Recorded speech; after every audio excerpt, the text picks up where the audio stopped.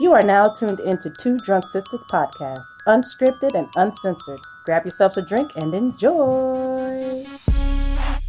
Hey guys. Hey guys.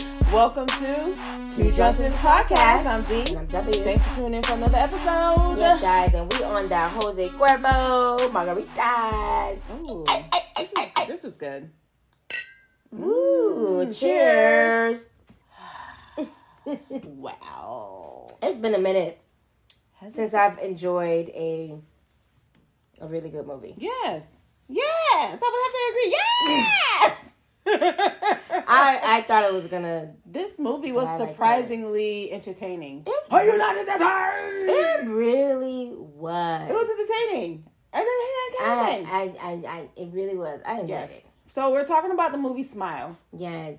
Smile in the morning. Okay, so guys, when you walking down the street, right? You gotta smile sinisterly to creep the people out. Anyway. Yes. So this movie, before it came out, they had a marketing campaign where I must have. Good Morning America, like you know how Good Morning America be having the live with the people outside and stuff like that. Yeah. They had a smile person outside with an umbrella just smiling. Oh God. For hours. What? For hours. Yes. Was the smile creepy? It was creepy. Oh, I gotta find that on YouTube. Listen, guys, you gotta look it up, pull it up. But it's not just it doesn't stop at the Good Morning America. It goes to like a baseball, wherever there's a Megatron, the camera and stuff like that. They were there. Oh, that's just standing so cool. there. Right? That was so neat how the marketing, cool. Yes, how they did it. So Smile, what's Smiles about? So the internet, Smile is about. Smile. Okay. The internet says, after witnessing a bizarre, traumatic incident involving a patient, Dr. Rose Cotter starts experiencing frightening occurrences that she can't explain. As an overwhelming terror begins taking over her life, Rose must confront her troubling past in order to survive and escape her horrifying new reality. W, pass me the coupon. You dumb. So that's the movie. That's the movie. That's what the description on the internet is saying. So it starts off with a woman in bed, and it looks like she's a had. She's a She's a has been. she's a has been. It looks like she's OD'd off of some drugs and stuff like. Ooh, what is that? Tanisha. A video game. Oh. I know. I looked and I said, "Oh yeah, it's on Luna on Prime." So never mind. I know it looks interesting though. Because I was like, "Oh, is that Sad Man too?" No, sadly no. Sorry, guys. Back to Smile. Yeah, so the beginning, it shows a woman in bed. Looks like she OD'd on some drugs, and a young child is looking at her. And then it pops into the frame of Dr. Rose Cotter. She looked like she's been sleeping, so she was having a nightmare or an experience that clearly it's her when she was small. So she witnessed her mom dying of an apparent suicide or OD on some drugs. So now it goes into the reasoning of what she's doing to help other people who have any psychosis. So she's a psychiatrist. Yeah. She wakes up. A therapist. I'm sorry, a therapist. Correct me if I'm wrong. And I was wrong. Yeah. Jose, stop it. Oh, Lord. Yeah, so she's a therapist and she helps people who have psychosis issues, right? Right. So how to overcome their mental state. Yeah. So she was sleeping. She wakes up and it looked like she was about to leave. And then she heard the phone ring. And then she ran back to her office like a junkie fiend that she is. Because she looks like you can tell that she's troubled with something. And this is the reason why she was burying herself with work. Because that's what people do. Yeah. Instead of confronting their own demons, they would rather help others, and sometimes it's done subconsciously, but this is not a therapy session, so I'm not going to go into details, but yes, but we could tell that she's been working a lot, and even I guess you can say he's her superior. Her boss. Yeah, her boss. Yeah. He was like, did you wear that last night? Or what did he say to her? He's like, were you here the night before? Yeah, so it's like something to that effect. You've been working all these hours. Why don't you just go home? And so we see her packing up, and like Dee said, she closes her off. Her office door, turns off the light, and she hears the phone. We see the phone's ringing. She runs back and picks it up like a fiend, boy. And they tell her that somebody gets wheeled in. This woman who watched her professor like bludgeoned himself to death with a hammer in front of her. Hammer and some nails. And so now Dr. Cotter is trying to find out what's wrong with the patient. Yeah, so the patient comes in and she's very fidgety, and she's saying that she's not crazy. You're not gonna believe her if she tell you. And Dr. Carter is doing those mannerisms like, what do you want to talk about it? What do you want to do? Right, like how are you feeling? What are you seeing and stuff? So so the patient was like telling her, letting her know what she was seeing. And the patient is saying, look, I'm a PhD student. I'm not crazy. Right. There's something that's wrong. I'm seeing these things I can't explain. Like, nobody really believes me. And so Dr. Carter is just trying to get answers from her. And the girl is erratic. You could just tell that she's been through some shit. And she's traumatized. Yeah. So she, I believe, start to tell Dr. Carter that, did she go into the story that her professor killed himself in front of her? I don't remember. She goes into the story where, I don't think she talks about the professor. Okay. She doesn't talk about, but she was just saying that when she started seeing those things was after what happened to the professor. Yes, and so she explains to Dr. Carter, like, this thing, I don't know what it is, but it pretends to be someone that you know, people that you know. Smiling, but it's not an inviting smile. It's more like a sinister smile, and it makes her feel creeped out. Yeah. And so Rose is just like, okay, calm down. You know what I'm saying? We'll just doctor talk. And so the patient, I guess she gets startled because she was looking down while she's explaining to Dr. Carter what's going on. Mm-hmm. When she looked up, she starts to scream. And so Dr. Carter is like, what the fuck? She saw whatever the hell it was, and she fell over the chair and into the woods. And you could see that she was afraid because whatever it was, she saw it near Dr. Carter or whatever. Yes, and then whatever Dr. Carter saw that she was being frantic, yes, rushed to the red phone and said, I needed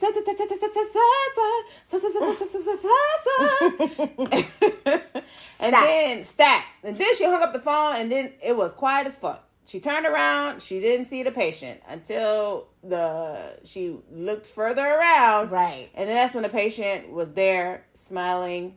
That sinister grin that you see, and had a piece of the vase that fell when she fell over. Right. Uh-huh. And then that's when the patient started carving her face all the way from her face all the way to her neck, and blood was just gushing. Guys. And crazy. And she was just smiling. She died smiling. And then you can see the horror of Rose's face seeing that. Yeah.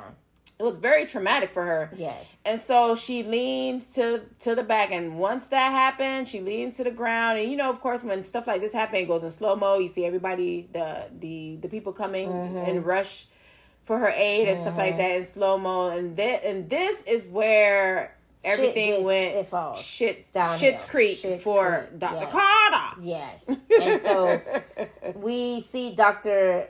Carter of the first night, I guess, of her going back after, the same day of the traumatic event. Mm-hmm. She starts to experience certain things. The same things that the patient was experiencing. Mm-hmm. Dr. Carter was experiencing the same thing. But, at that point, she's thinking she's extremely tired. Yes. She's working all these hours, and she needs a break herself. Yes. But then further along, she realizes like, oh shit, this shit is getting worse. Yeah. So as you can see, throughout the whole movie, Dr. Carter was just experiencing the same thing that her patient was experiencing. And while she was doing that, you could just see Dr. Carter just looks like she looks unwell. The jitters. To the wiping of the face, her hands shaking, because this thing, whatever it was, because we don't know at that point what it is. It like comes on the faces of people, just regular people. Right. There was one scene where she went to her sister's house. That shit was freaky. There's a lot of really weird scenes that causes you to jump as the audience. Yeah, and it's been a long time since we've watched movies that made us jump like that. Yeah. So, The Conjuring always have good jump scares. Yes. This one too has good jump scares. It does, and I had low expectations of it. So I was like, oh shit. Did you see that? That shit was freaking weird. So anyway, guys, throughout the movie, Dr. Carter is seeing these things. She doesn't want to tell her fiance. She doesn't want to tell her family what's going on. As a therapist, you got to keep it cool. But she is slowly breaking down. And so what she does is she realizes that, perhaps the ex-boyfriend, who is a police officer or a detective, whatever, maybe he can somewhat kind of help her, because now she's like, okay, well, what is going on with the patient? Or why did the patient do this? And she remembered that the patient had witnessed the patient's professor, commit suicide in front of her. And so that's kind of where the story ends up going down the tunnel. Right. And so the detective, her ex-boyfriend, was able to look up other cases that was similar to what was happening with her patient. And she realized, she found the ex-boyfriend was able to find 20 cases. 19 of them were homicide, and one was a murder or something like that. Yeah, a murder. Yeah. And so she was like, so Dr. Carter was like, wait a minute. What? So you're saying so you're telling me that somebody survived? And I was like, yeah, I bet you he black. And sure enough, he was a black man. And so the detective, they go together to this because the guy obviously is in jail, to talk to him to find out how did he break the pattern. Yeah, how are you alive and others weren't? Yeah, so, what did you do differently? Right. So Dr. Carter went in there in the guise of saying that her patient is having some hallucinations. Yes, same thing that you were going through. Yes. How are you able to cope with it? And he let her know, like, hey, listen, you gotta tell her to get something real big. It gotta be real messy. Real messy, yes. And you because this thing feeds off of trauma. Right. That's where it gets its power. And this is where we get the story of this entity that the prisoner was like, the inmate was saying, hey, I was doing research, and I went as far back to Brazil. So I was know, like, dang, just like how something. Right, just like how Truth or Dare. You see how them damn kids were doing that goddamn cave and stuff like that. It does remind me of Truth or Dare, the way that people looked. Yeah. Exactly. So it might be the same demon. It might be the same demon. Yep. Were they in Brazil or Mexico? They're in Mexico. Yeah. Anyway. But so we're thinking like that's probably the same. That's where it comes from, because it keeps jumping to different hosts or whatnot. Yeah, and so Dr. Carter starts to explain to the guy, like, he tells her, the inmate, like, look, you're just gonna have to kill somebody, basically. Right. And she's in a frantic, I can't kill anybody, and he was like, wait. You're the one. You're seeing it? Oh, hell. He went crazy. He went berserk. Because he's like, you brought that shit here? Right. Now he's going to come back? Oh, man. Listen, he went berserk. He's like, I killed that person for no reason. That's probably what he was saying. God damn it, you bitch!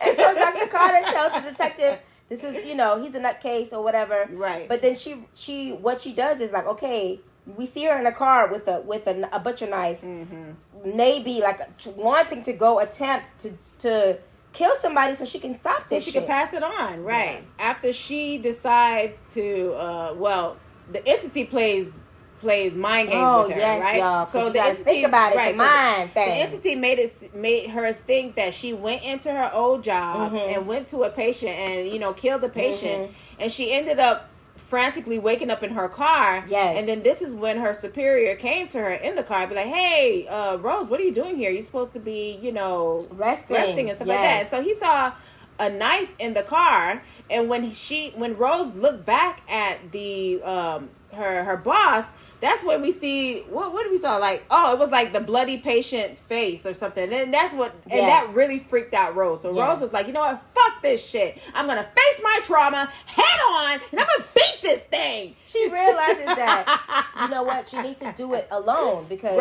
if there's no witness, you can't pass on the trauma. You can't pass on whatever this entity, this being is. Mm-hmm. But I do like the fact that we finally see what this being looked like. Because I thought throughout the whole movie that we're not going to see what this being looked like. Yeah, you know how movies like to do, where they don't really give you no backstory. But we got a little bit. And yes, so the creature reminds me of the Cricket Man. And Marilyn Manson. Not Marilyn Manson when he doesn't have the makeup. When Marilyn Manson is dressed up, he had, and that Marilyn Manson look. That's what this entity looked like with the grin. Yeah, it's just almost like that movie that we saw. Movie. That movie with the djinn.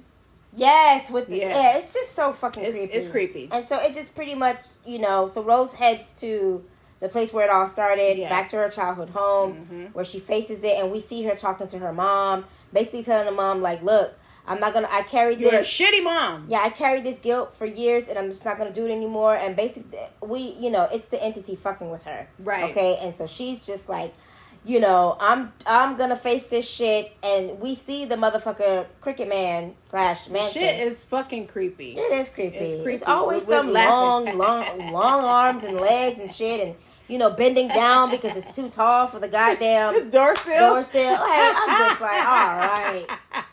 So Rose is fighting with this thing, and the entity's telling her, like, you can't escape your mind. Yeah. And she's like, it's my mind. She gives a whole speech. Yes, she gives a whole speech. So here we like rooting for you. Go, Rose. Rose. Take that shit. You killed that motherfucker. So here we thought that Rose was able to kill the entity, so that she put where Rose was, she had this lamp, the kerosene lamp, and it fell. A lantern, and it fell on the entity, and you can see the entity is like burning up, all that shit.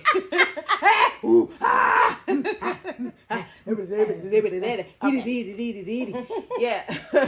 So we see that Rose exit the house, and you see the house is falling down with fire and everything, and she's like, oh, it's over. She's driving. You do see her driving to her ex-boyfriend's house. The detective, she's like, listen, I know I haven't been a good person. I have these walls up, yada, yada, etc., etc. Yeah, she's just pouring her heart out and just explaining to the ex-boyfriend why she's been a shitty person. Right. And why their relationship didn't work. Basically. And so the ex-boyfriend, she was like, listen, I just want to go to sleep. Yes. And I want you to stay with me while I sleep. Yes. And then I was telling W, like, yeah, she ain't saying she wants you to fuck her. Right. She didn't say that. She just wants you to be there while she sleeps. Yes. So the ex-boyfriend was like, yeah, I'm gonna be with you forever. Oh Lord. And that's when everything went dark, and you get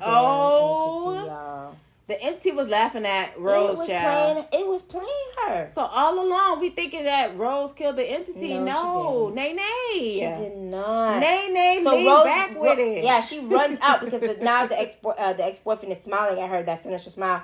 So she runs out of the apartment and runs out of the house. So she's still there in the house, y'all. The house never burnt down. Never burnt down. She never killed the entity. Nope. And you can see that the entity with that, when she runs out, that's when the ex-boyfriend came and like, Rose, what are you doing? You know, and then she realized, like, oh fuck, you're here. So I'm trying not to pass this goddamn thing on, but this nigga don't want to listen. It didn't work. He tried to bust through the door, and Rose and the entity are looking at each other. Yep. And the entity obviously has her now. And what he does, which is so fucking weweird, he peels his face off, and you can see the entity. The mini mouths. The actual mouths of this thing. It was like rows of teeth, rows of teeth, and it was like this skinless entity. And he opened Rose's mouth, and he went in there. I was like, he possessed. It just popped in there. It just popped in there. He possessed Rose. And when the ex-boyfriend hero tried to he broke the door down, saw Rose standing there with the gasoline poured all over herself. Right. She turns around and gives the ex-boyfriend that sinister grin. And at this point, why would you not turn away? You spoke with her that she told you all these things like, oh, it feeds off of this and this is what happened. It's spread when you witness it. This is spread. Why? So why? Because the ex-boyfriend looked at Rose, lit herself up, and this is where the passing of the trauma keeps living. Yes, is going, and that's how it ends. That's how it ends, God. That's how it ends, guys. That's how Smile gets around. Smile is a hoe. Smile got a lot of body counts. Yeah. The body count. Don't ask Smile how many body counts because it can't count. It can't count how many bodies. The math isn't math. The math isn't math. If you don't want to know, don't ask. Like, what the fuck? But that's Smile, guys. So what you guys think? What do you think is the backstory of this entity? Somebody woke it up? Yep, me too. That's yes, what I think somebody woke it up and it's just being passed along like a disease, like a cold. Like a cold. Yeah. Yeah, like like Covidicus. It's passed on like Covidicus. It's passing along. Yes. So I think there's a scene in the movie. Yeah. Where I was like, yo, when your family and your friends suck, your family and friends suck. So Rose went to her sister's her nephew's party. Terrible. And when Rose fell through, like Rose had an episode, okay? She saw the smile. And it freaked her out. She fell back into a glass table. Oh my God. And everybody at the party was just looking at her, even her sister. Like nobody rushed to help her. To her rescue. Nobody was like, "Hey, are you okay?" They just looked at her, and Rose lifted up her arm, and she just started screaming. I was like, "Yo, that's crazy!" Like nobody asked. I don't know what's better for Rose to die with the demon killing her. She should have just died. Or with friends and family like that, you should have just died. Right. I feel like she escaped this, wretched family of hers. I was like, this is some bullshit. The ex-boyfriend was the only one, in my opinion, that kind of, was entertaining her or kind of was there for her.